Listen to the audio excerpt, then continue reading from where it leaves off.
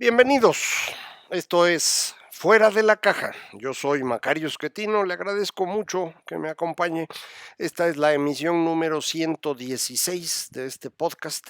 Es la última de este año 2020. Es una emisión par. Nos toca hablar de estos temas de largo aliento. Con esto vamos a cerrar el año. Y ya a inicios de 2021, pues trataremos de ir avanzando en los temas que hoy vamos a dejar planteados y en el análisis de la coyuntura que hacemos cada vez que nos toca una emisión impar. En esta ocasión, le había yo dicho, quería yo darle alguna idea de cómo creo que podemos ir construyendo una narrativa que funcione para ir serenando los ánimos en el mundo. Recordemos, estamos en un momento de mucha angustia, de miedo, de enojo, y esto es lo que lleva al intento de construir comunidades ficticias que, como en todas las ocasiones, nos van a encaminar por pobreza, autoritarismo y violencia. No hay otro rumbo por ahí. Nos llevan a elegir a estos líderes que yo llamo macho alfa, irresponsables, autoritarios, agresivos, que lo único que hacen es complicar más la situación. Sin embargo, pues eso es lo que hacemos los seres humanos. No hemos encontrado otra forma de resolver esto, que resulta de un momento en el cual dejamos de entender lo que está pasando alrededor de nosotros. Recuerde, los seres humanos no podemos entender la realidad, no estamos hechos para eso. Tenemos que construir un modelo, una narrativa, una historia, un cuento, y con base en eso es como vamos funcionando. ¿Cómo es este cuento? ¿Cómo es esta narrativa o este modelo? Bueno, recuerde usted, los seres humanos son animales sociales que hablan. Esto significa que como animales tenemos dos grandes objetivos, que son sobrevivir y reproducirnos. Eso lo mismo que hacen todos los animales y de hecho todos los seres vivos. Por ser animales sociales, un grupo muy pequeñito de especies animales forman parte de esto. Nos interesa pertenecer a un grupo y dentro de ese grupo escalar lo más alto posible. Otros animales no necesitan vivir en sociedad, pueden vivir solos, de manera que no tienen esta necesidad de pertenencia y por lo tanto no requieren escalar nada. Pero nosotros sí, tenemos que estar en un grupo y dentro de ese grupo hay que escalar por una razón muy sencilla. Mientras más alto se encuentra usted en la estructura de su comunidad, va usted a tener una mayor posibilidad de sobrevivir y de reproducirse. Eso mismo hacen los chimpancés. El chimpancé macho alfa es el que come mejor y es el que se reproduce más. Se estima que 50% de los descendientes de una banda de chimpancés tienen como padre al macho alfa. Así que, bueno, pues sí vale la pena ser macho alfa porque se reproduce uno mejor. Y recuerde, esa es la gran preocupación de los animales. Entonces, pues eso es parte de lo nuestro.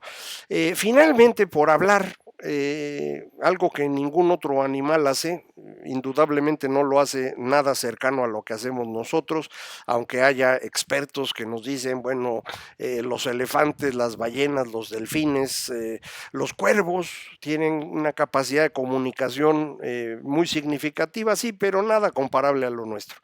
Entonces, como hablamos, esto nos permite construir estos cuentos para entender el mundo, pero también nos hace imaginar qué pensamos. Esto es una confusión, en realidad no pensamos. La mayor parte del tiempo esto no ocurre. Estamos decidiendo con base en nuestras emociones, que es como deciden la mayor parte de los animales. Reaccionamos a ilusiones que compartimos también con ellos, por ejemplo, la ilusión de causalidad. Eh, si usted va a aventar un palo para que lo recoja el perro, habrá aprendido que cuando le hace la finta, el perro de inmediato busca dónde cayó el palo porque ve esta causalidad. Cada vez que mi dueño hace así, pues el palo aparece por allá. Y entonces están tratando de identificar este proceso. Lo mismo hacen todos los demás animales. Esta ilusión de causalidad la tenemos nosotros.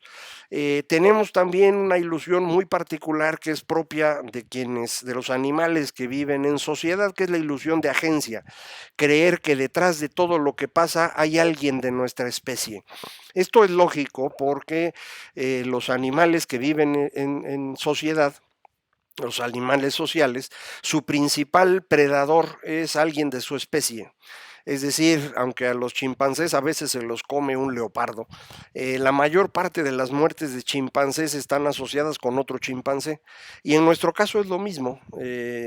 Aunque a veces pues habrá algún cocodrilo o un tiburón que se coma a un ser humano, la mayor parte de las muertes de seres humanos están asociadas a otro ser humano.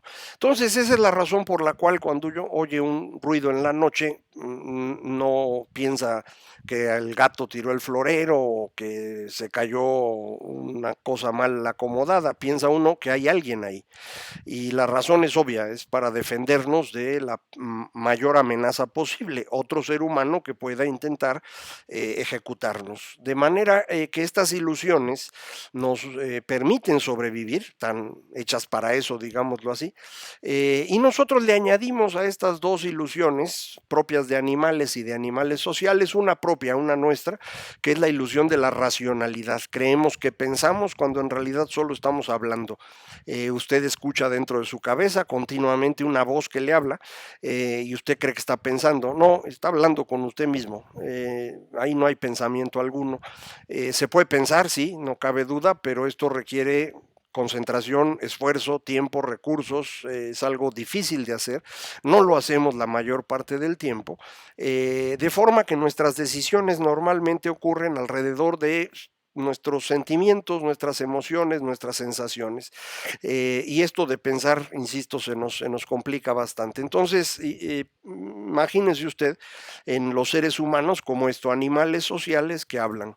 De manera pues que lo que es más importante para nosotros es la pertenencia y dentro del grupo al que pertenecemos el estatus, la posición que tenemos frente a los demás. Esto lo que significa es que todas las narrativas que vayamos a construir, que puedan tener éxito, deben hacerse alrededor de estos dos conceptos. No pueden enfrentar el tema de sobrevivencia y de reproducción de una forma demasiado agresiva, porque esas dos tendencias naturales de todo ser vivo no se pueden limitar. Usted me dirá, bueno, pero mira, los sacerdotes católicos pues tienen prohibido el reproducirse y sin embargo ahí sigue, ¿no? Y ha durado mucho tiempo. Pues sí, es una prohibición que a veces se aplica, a veces no. Eh, Hasta hace 100 años, la verdad es que nadie se andaba fijando en estos detalles. Sí estaba prohibido, pero tampoco era demasiado prohibido. Las restricciones alimentarias que tienen diversas religiones, pues son restricciones alimentarias que ayudan a fortalecer la idea de grupo, sin ser restricciones que ponen en riesgo la supervivencia de la especie. Si usted es judío, no puede comer puerco, igual si es musulmán, solamente puede comer carne de res que se ha sido muerta de una forma muy particular. Bueno, pero esto no pone en riesgo a nadie, entonces no afecta y sí garantiza una sensación de pertenencia que es muy importante. Entonces, es alrededor de la pertenencia y el estatus que se construyen las narrativas. ¿Quiénes son los que forman parte del grupo? Esto lo que significa para nosotros concretamente es en quién puedo confiar. El problema más importante que tienen los seres humanos es identificar quién es confiable y quién no. Quienes son confiables nos van a ayudar a producir mejor, ya sea por cacería o por recolección de frutas o por siembra o en estas épocas por el trabajo en equipo para sacar adelante el proyecto que corresponda. Pero exactamente lo mismo, ¿en quién puedo confiar? Porque usted sabe, quienes han pasado por la escuela, saben que en secundaria, en prepa, pues había que hacer equipos para sacar trabajos pues siempre había uno que trabajaba menos que los demás y a veces realmente no trabajaba nada. Andar arreando a estos personajes tenía un costo. y este costo era relevante, sobre todo cuando los trabajos eran complicados y había que sacarlos rápido. Lo mismo pasa cuando usted ya está en una empresa y hay que sacar un proyecto y esto implica muchas actividades de muchas personas y si alguno de ellos no hace lo que le corresponde, el asunto se viene abajo. Entonces estas personas son muy peligrosas, es lo que en inglés se llama free rider. En español no hay una palabra para ello, yo acostumbro a usar la palabra gorrón, el que nomás está ahí viendo a ver cómo vive de lo que uno hace. Estos personajes hacen menos eficiente una sociedad, entonces mientras menos haya de ellos, mejor para el grupo, y uno lo que trata es de irlos aislando, quitando, pero para eso necesito identificarlos. La capacidad humana para identificar a otras personas y la historia asociada con esas otras personas, sabemos que no puede exceder de 150 individuos, es el trabajo de Robin Dunbar. Entonces, si uno vive en un grupo mayor a 150 personas, identificar los confiables de los no confiables se vuelve imposible. Por eso, durante 285,000 años de los 300,000 que lleva la especie humana, vivíamos en grupos menores a 150 individuos. ¿Cómo fue que rompimos esto? Cuando a alguien se le ocurrió cómo hacer confiable a un grupo más grande. Y la forma de hacer confiable a un grupo más grande fue asociar a ese grupo a un antepasado que se ubicó en otra dimensión. Para esto se combinaron dos creencias, la creencia shamanista en una dimensión distinta en donde los animales hablan con los humanos y donde se puede ver el futuro, cosas de estas, y otra creencia asociada al uso de los cráneos para marcar territorio. La combinación de estas dos ideas permitió usar a un antepasado ya muerto como la referencia para la otra dimensión. El antepasado murió, pero no murió. Pasó a vivir a otra dimensión donde habla con los animales, nos ayuda a cazar mejor y a que no nos coman los leones, pero también nos ayuda a mantener la cohesión en el grupo y a identificar quiénes deben ser confiables. Y con esto ya no tengo que acordarme de todos, basta con que todos sean descendientes reales o hipotéticos del mismo antepasado, todos son confiables. Y esto me permite hacer un grupo grande. Grande quiere decir 300, 400 personas. Tampoco estoy usted pensando en millones. Estamos hablando de hace 15,000 años. Conforme estos grupos se fueron juntando en espacios territoriales que ahora llamamos ciudades, estos grupos se convirtieron en lo que los sociólogos y antropólogos llaman clanes. Una familia con un antepasado muy remoto, supuestamente común, pero en donde todos se ayudan, son confiables entre ellos, colaboran entre ellos y por lo tanto se enfrentan a los demás clanes. Y esto llevó al siguiente problema. Si yo tengo distintos clanes, pues voy a tener enfrentamientos entre ellos. ¿Cómo resuelvo estos enfrentamientos? La solución se nos ocurrió hace 5,000, 6,000 años, 5,500 años. Y son los códigos, el que usted se acuerda de secundaria, el código de Hammurabi, ojo por ojo, diente por diente, tiene precisamente ese objetivo. Si una persona de un clan mata a una persona de otro clan, el código dice, este segundo clan tiene la posibilidad de matar a uno del primero y que el primero escoja cuál, pero lo van a matar. ¿Para qué? Para que ojo por ojo, diente por diente y ahí muere. Porque si no, se van a estar matando todo el tiempo y esto no se acaba nunca. Estos son los feudos de sangre, los Capuletos y los Montescos o las familias de Guerrero todavía al día de hoy. Entonces, bueno, esta era la forma de resolver ese conflicto. Posteriormente, estos clanes, que cada uno tenía su antepasado y que eventualmente fueron adquiriendo ciertos poderes y cierta presencia distinta y fueron convertidos en dioses, nos llevaron a la construcción de una sociedad más compleja con estos dioses, una gran cantidad de dioses, cada uno encargado de ciertas cosas, que fue acompañado de una forma de escritura muchísimo más eficiente que las anteriores. Esta forma de escritura permitió que un gran grupo de la sociedad estuviera involucrado no solo en entender las narrativas, sino en construirlas y en querer gobernar y dirigir, digamos, una especie de clase media. Para que esto funcionase, fue necesario la creación de una nueva forma productiva que antes no existía, que fue la esclavitud. Había habido esclavos en los tiempos de Egipto y de Mesopotamia, pero eran esclavos domésticos, personas que, pues sí, la propiedad era de otra persona, su persona era propiedad de otra persona, pero era todo, no eran los que sostenían la economía.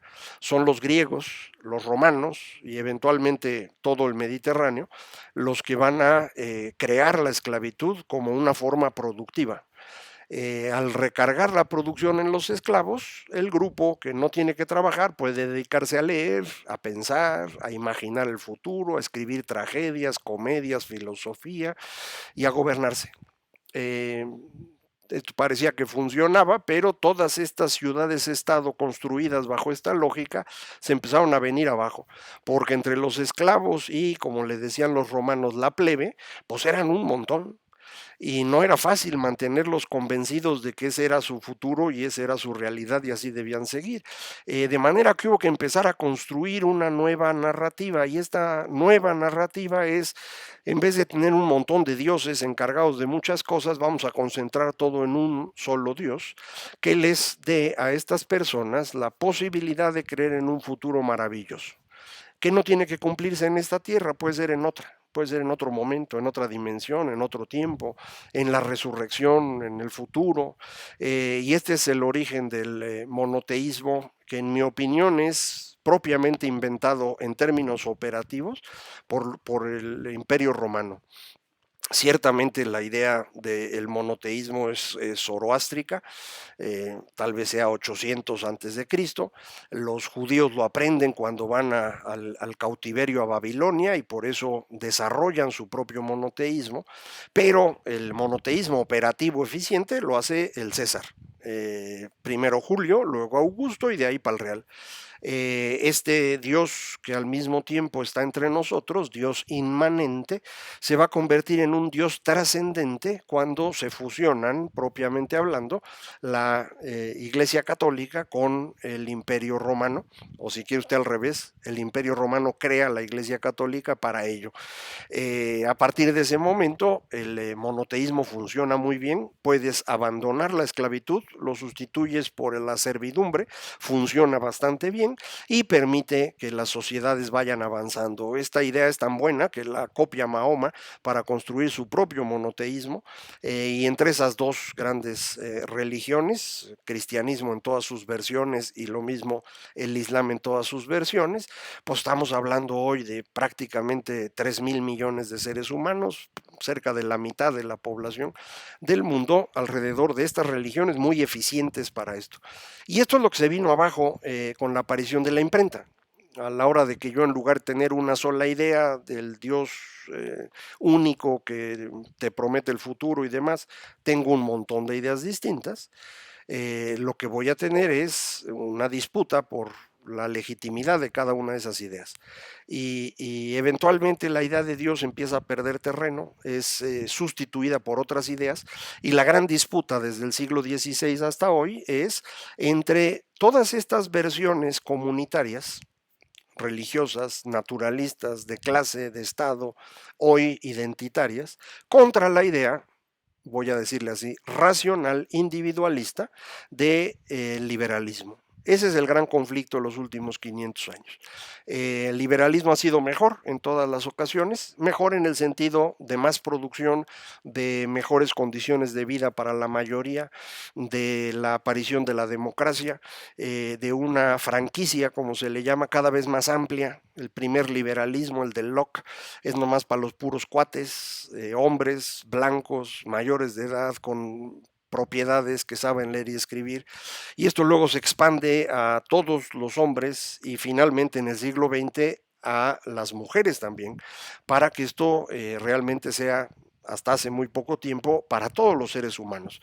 Y por eso en los últimos 50 años, del 68 al 2018, prácticamente al 2008, vamos a decir 40 años, tuvimos esta gran expansión del bienestar en el mundo, el mayor crecimiento económico en la historia, la mayor reducción de pobreza, un gran proceso de redistribución de ingreso que no incluye a los muy, muy, muy ricos, pero sí a todos los demás, y la expansión de la democracia. Entonces, este fue el funcionamiento reciente.